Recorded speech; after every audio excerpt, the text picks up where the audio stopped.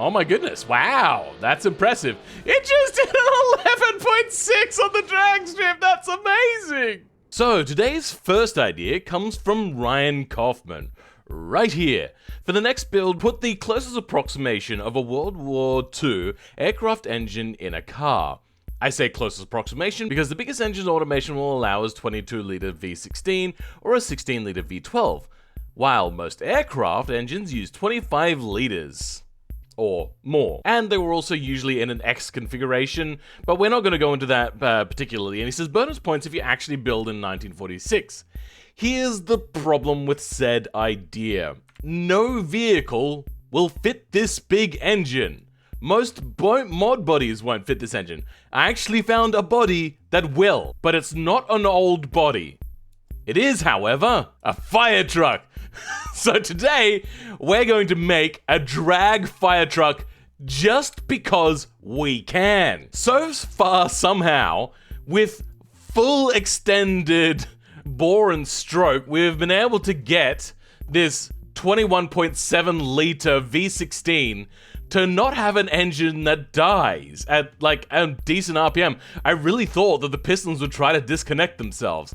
So for now, we're just gonna go ahead, we're going to give this thing a buttress load of extra power. Now, we haven't done a whole lot. All we did is just get the engine together so then we could actually check to make sure it fits. So what we want to do is turbocharge it. Whoa, okay.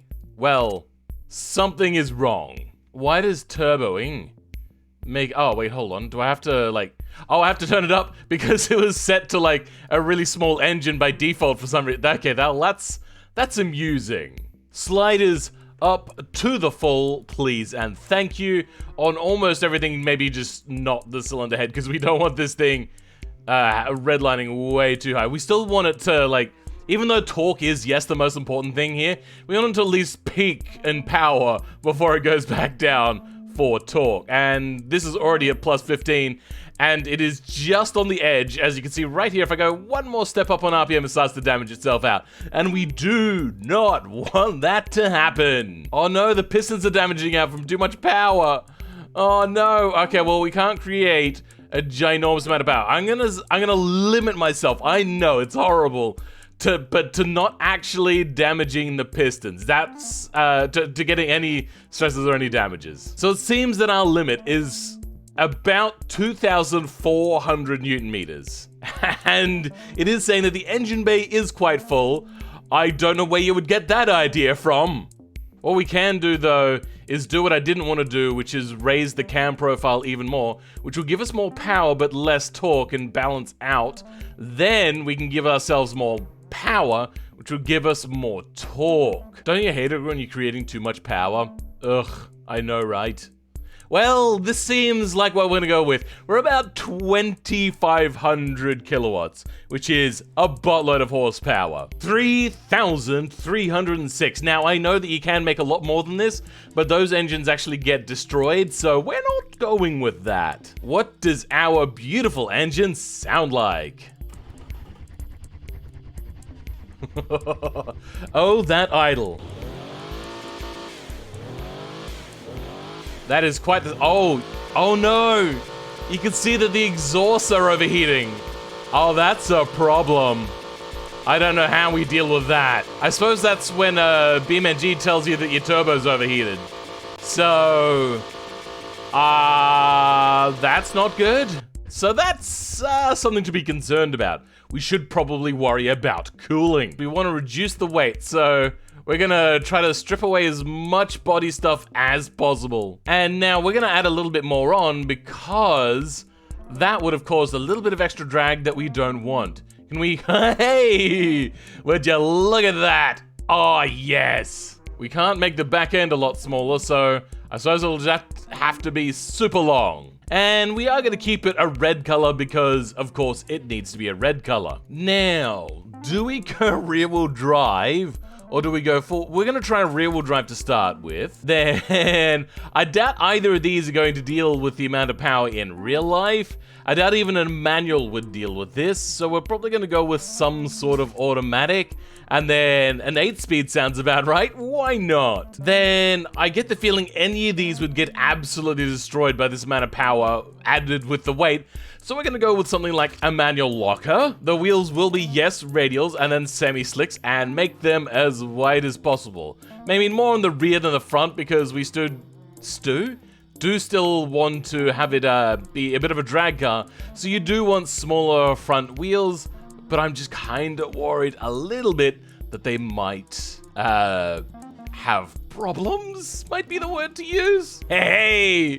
Oh, if only I could put spinners on, that'd be amazing. The wheels will be alloy, yes, of course.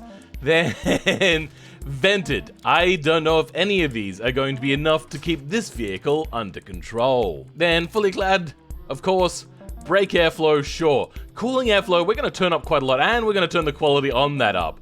So hopefully the engine won't just pop.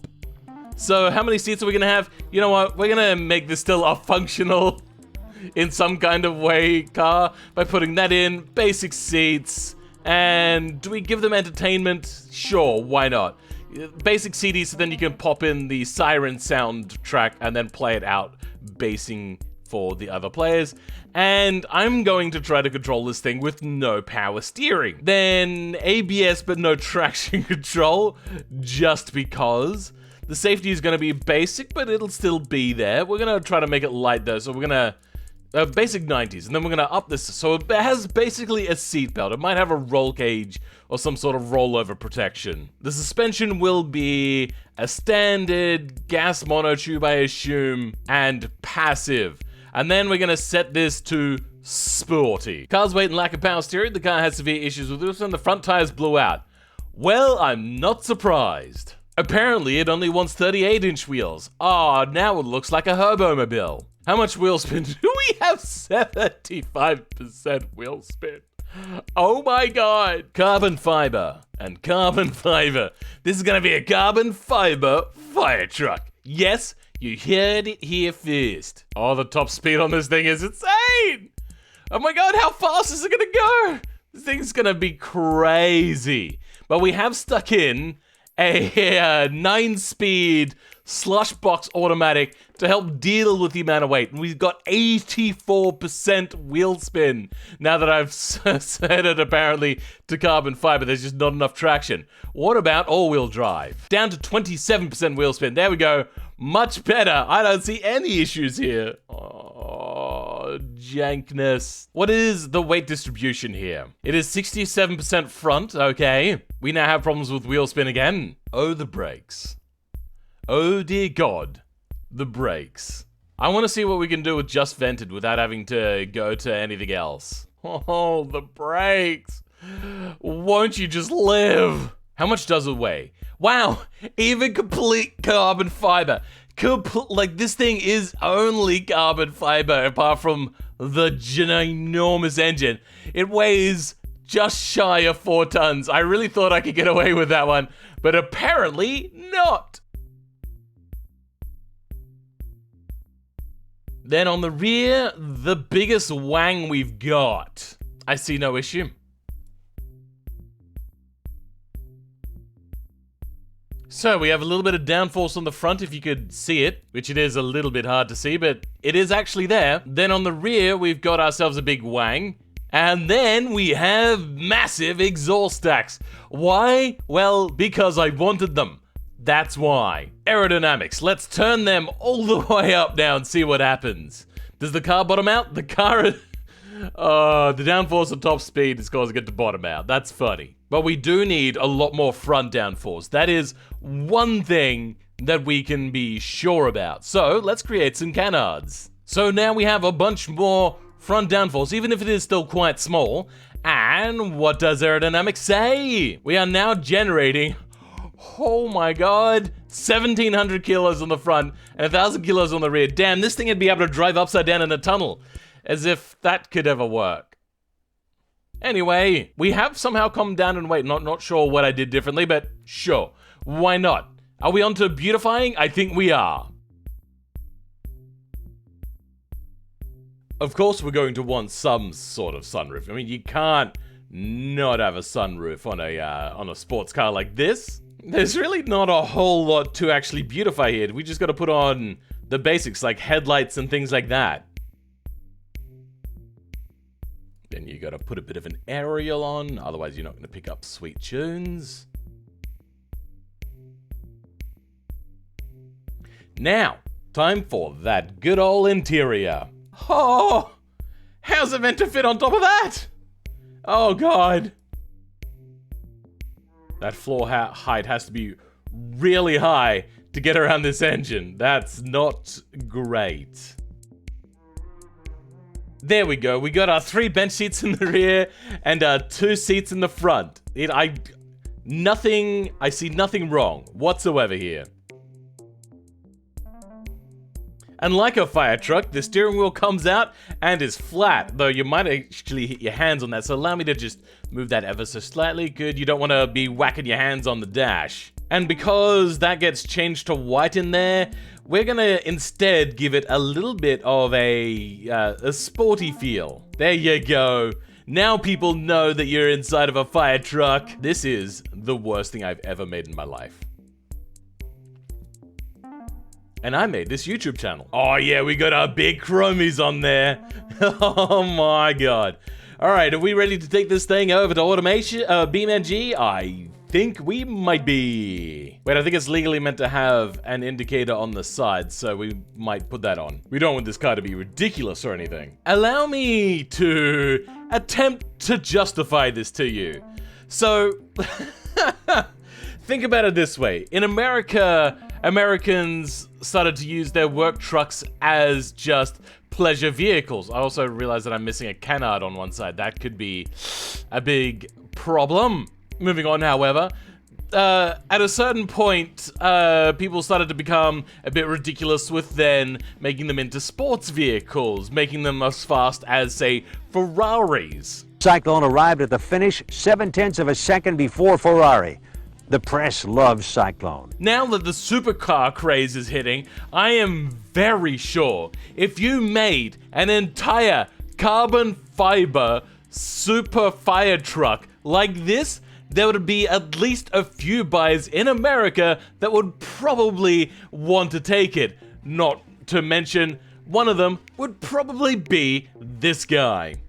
Let's see however this thing does. I get the feeling that the turbos won't make it down the back straight. Let's try it though. So we've got wait, why do we have 3 lockers? What the hell? Oh my God.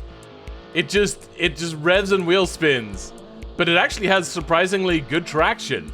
Oh my goodness, wow, that's impressive. It just did an 11.6 on the drag strip, that's amazing.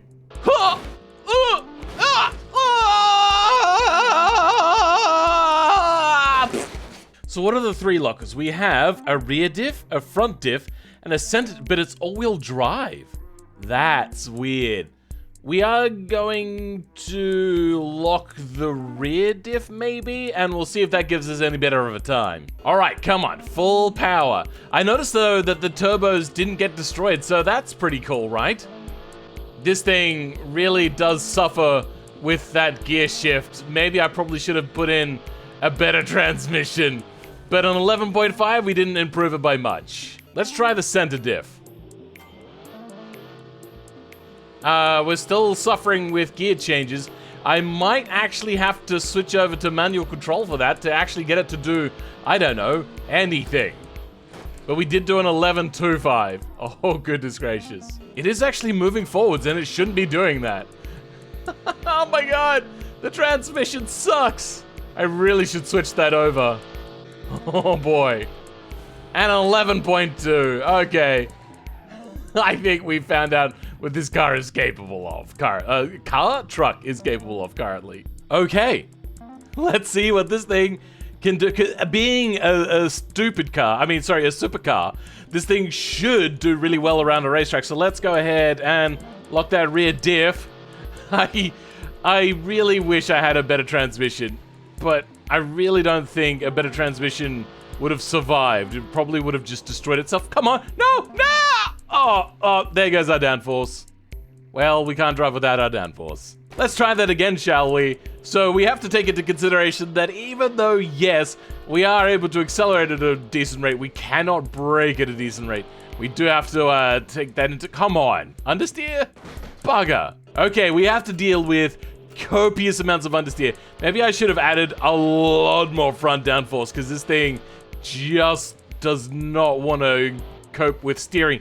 Oh my god, understeer is crazy. The turning circle. Oh no, we've lost our front downforce, and there goes our front steering. What are you up to, like 4 tries now, just to get around the first chicane? Genius. Oh, we made it through, finally. That took like another 5 tries for me just to get through there without stuffing it up, but not going incredibly slow, because we're trying to advertise this truck. We're trying to say what this truck can do, and if we have to constantly show like a car that is constantly losing its front splitter, people aren't going to buy it. They're going to want quality, especially since this vehicle probably costs in the vicinity of at the very least, a few $1 million in just the carbon fiber alone. Oh, no, we've lost our front splitter. Oh, no, we've lost our rear. Damn it. All right, we might actually go back in and give ourselves a lot more front downforce, because this thing needs so much downforce. We might also try to stick in what they call an advanced automatic, because I think the shifting speed is way too slow on this thing. Oh, wow. This thing actually went around without those on. In fact, at 240. Oh, please, sir. Can I have some more? Okay, well, we made it around here. You know what? There's cars that I've had that have done worse than that. This one did pretty well. All right, and what's our braking point here? We're gonna brake at 150. Wow, didn't even need to brake at the 100. Honestly, yes, I have driven cars that I've made that are worse than this. Damn. I probably could have also, yes, switched a whole bunch of that power to the rear. I just wanted to do what the officials, people officially say, which is to try to am I getting brake fade? Is that what that is? I think I am. Is also the engine just damaged? I think it might be. I think it's chuff and smoke now. Oh dear. Well, we're gonna finish off this lap and then go back to automation, tweak a few things, and then see if we can improve this time just a little bit. Oh no, oh no, no, oh shit. Oh no, no, come on. Whoa. Wow, I have never seen a reversey in a fire truck before. That's a first for me, even if it is a first for you too, guys. Or not, whatever, like, wow. Okay, so approximately 225 is what I probably would have done without that spin out. We are now generating about 2,400 kilograms of weight on the front. Oh my god. Because I don't think we checked it out before. I changed a few sliders around. What do we think the new price is for this car? Well, it's 22 million. So we have switched over to an advanced automatic. We have changed the power distribution back to a 50-50, which would probably even go a little bit more further to the rear, but I think we're fine with that. Our brakes have switched to a carbon ceramic on the front. Our aerodynamics now is a hell of a lot more to the front to help us create a little less understeer. Oh. Actually, how much is this creating at low speeds? Not much at all. Oh, that's harsh. Oh, this is cool. If we go to active wing, then we're generating about the same at the front, but then at the rear, we're not generating quite so much at top speed. So maybe we will go with an active wing for once. We are going to switch that to hydraulic, though. That was silly of me. I'm not going to use a steering wheel with this car. All right, we did some finagling. We got the price down. The car now only costs $14.3 million. A veritable bargain. Oh my god. Oh my god, it reckons it does less than 2 minutes? No way. That is, nah. All right, I have to try it for 2 minutes. Okay, we're gonna quickly pop on rear differential lock, and we're gonna first see what this thing does now with a proper transmission, which will bring this time down a lot. Oh my god, it was in the 8-second range. What? How? That is insane. All right, let's try the other 2 locks and see if that gives us even better time. Oh my god. This thing is just crazy. No way! Oh, that is, it's stupid. I don't like this. It's so too dumb. Come on, baby, let's see what we can do. Get some air! Oh, that one looks like it hurt. Oh my God, we've cleared the fence entirely. Jeez, oh my God. Huh. Somebody call a fire truck. It seems that there's something stuck in a tree. I also just realized that the active wing may have also assisted in that. But still, an 8-second. I mean, it was an 8.9 and an 8.7, but Jesus. That's cray-cray. All right, we're just gonna lock the rear diffs and leave it as is and see how much better we can go with a better oh, well, the front splitter came off immediately, which one of the things I did was I lifted the front splitter up just a little bit so then it wouldn't come off quite so easily, and it seems that that hasn't worked. All right, the first corner, brake hard, brake hard, brake hard, brake hard. Picard, Picard, Picard, Captain Picard. Okay, so we are suffering from a little less, turn, a little less understeer, but still quite a bit of it compared to what I would prefer. And do we have to, yeah, our braking zones are much further back now as well, since we're able to get that power down a lot better with a real transmission. No, come on. We lost our front slitter again, and I mean, I don't notice much of a downforce difference. I'll try to fix it. Damn it. All right, we have to be very careful to not touch any curbs. Oh, don't go off. Oh, we don't want to lose it to going off. We want it to stay attached firmly. Oh, this is quite tricky since, oh, damn it, it came off again. Since we do not want it to touch anything, but now, I mean, it's gone. It's kind of screwed anyway. I wonder if that actually is giving us downforce, or the downforce is a part of the file that just says, well, this is the thing. Okay. No! Our steering hasn't been affected too negatively, so we're gonna keep on trying. Unfortunately, I do feel as if we have lost a little bit of control, but that might be psychosomatic. Oh, sometimes you just feel you have to do a bit of a handbrake to get this thing turned around, and it makes you scared every single time. Oh no, we've gone too fast. I forgot we're going faster. We have to brake sooner. Oh, damn. Let's try switching this also to a sports setting. Oh, come on, come on. Get turned. Good, yes. No, no, no, no. Oh, damn it. Let's lock the center, but not the front. See if that helps us in any way. Maybe, but probably not. I get the feeling. Oh, wait, you know what? It kind of lurches sideways now. That is actually helping us get turned around a little bit. Oh, drift truck. I might do a rear-wheel drive version of this at some point. Just maybe. But so far, you know what? Locking that center differential has actually helped us quite a lot. Now, I knew that it would make sure that I get power to the rear, but I wasn't sure whether that would then make sure that you get power to the front and just cause copious amounts of understeer. Oh, okay. Oh my God, no! Bugger. Okay, I feel as if I'm getting a lot of lift on the front and everything's falling off. Okay, we're gonna, have we got brake fade? No, come on. Why are our front brakes blue? Is it because they're cold, or is it because they're, goodbye spoiler, yep, there we go. Or is it because there's some sort of, like, brake fade signaling there, maybe? I don't know, but the thing heats up so quickly and then goes blue immediately. Oh boy, okay, so braking super early for this one, because we are going at it much faster, because we have a real real transmission. And then power slide out of there, because that's what you do. How would you do that with a truck steering wheel? No, no, please. Oh, please. Please, sir. Damn it. Goodbye, rear diffuser. It was nice knowing you. Well, why? Why every single time? Why always the rum? Woo!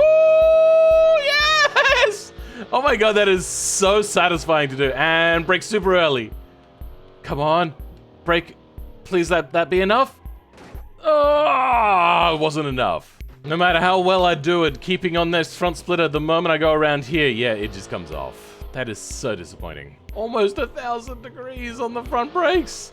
That's crazy. All right, let's brake really early then.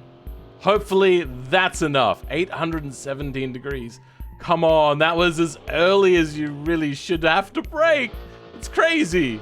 Our brake's gonna cool down in time though for Adam's apex. Come on, Adam. Don't screw me now. Oh, axle hop, axle hop. I've not seen that before on a truck like this. Or in anything other than a vehicle that actually has solid rear axles.